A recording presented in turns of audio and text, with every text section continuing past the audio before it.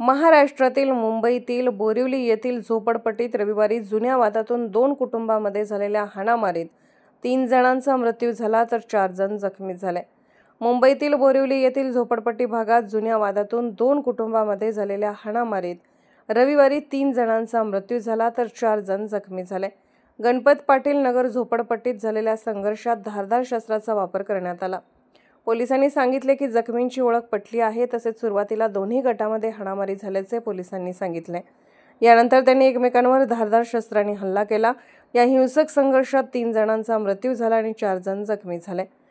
MHB police ठाण्यात 2 स्वतंत्र FIR नोंदवण्यात आले। या प्रकरणातील इतर आरोपींचा शोध सुरू करण्यात आला आहे, असे पोलिसांनी सांगितले।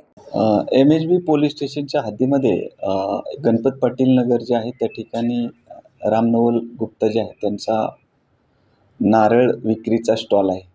तर त्यांच्यामध्ये आणि हरुण शेख यांच्यामध्ये 2022 मध्ये एक क्रॉस गुन्हा दाखल झाला होता आणि त्याच्यामुळे त्यांच्यात 2 वर्षापासून थोडे वाद होते। काल स्टॉलवरती गुप्ता यांच्या हरुण शेख हा गेल्यानंतर तिथं त्यांच्यात वाद झाले आणि तिथून त्यांचे भांडण सुरू झालं।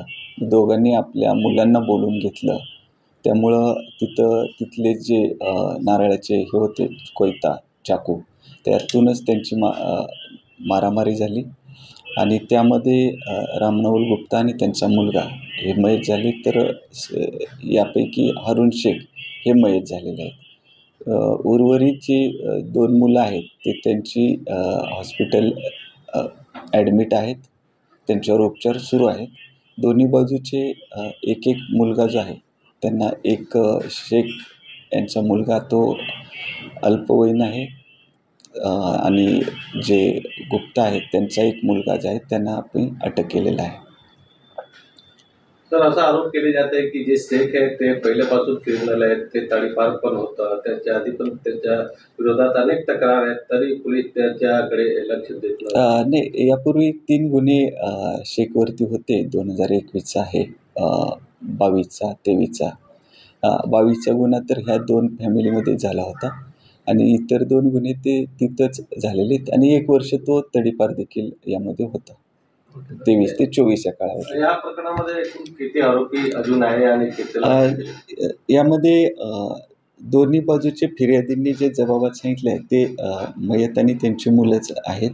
त्यामध्ये 2 ताब्यात आहेत आणि 2 ताब्यात, 1 अटक आहे आणि 1 ज्युव्हेनाइल बोर्ड पुढे त्यांना हजर केलं जाईल। किती लोक घायल आहेत? 2 जण घायल आहेत त्याच्यात।